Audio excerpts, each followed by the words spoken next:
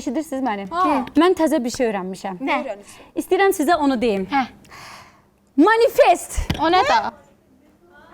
Deməli, bu o deməkdir ki, biz kainata arzularımızı mesajla göndəririk və arzularımız olur. Ay qızlar, sizə bir şey deyim. Mən keçən gün kainata mesaj göndərdim.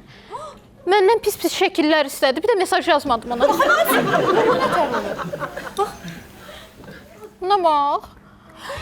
Ay tupoy. Aa, bu real adam diye. Bu kainat o kainattan değil. Görmürsən yazılıb kainat Poladov. O ondan deyil. Sən niyə buna unitaz zibil yeşil şəkillərini göndərmisən ki? Pis-pis şəkillər istədi də. Neyse qızlar, gəlin belə eləyirik. Durun ayağa.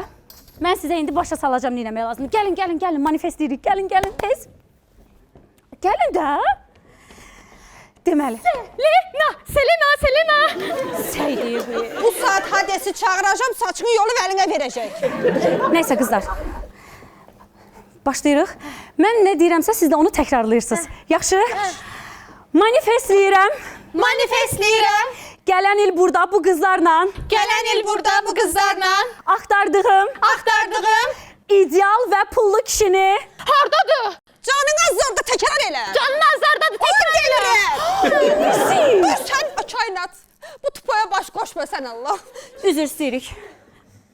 Təkrarlayırıq. Deməli, manifestləyirəm. Gələn il burada bu qızlarla bir yerdə axtardığım ideal və pullu kişini tapandan sonra burada görüşürük. Görüşürük. Aldım, qəbul elədim. Oldu. Qəbul elədik. Nəysə qızlar, getdik. Gedək. Gedirik.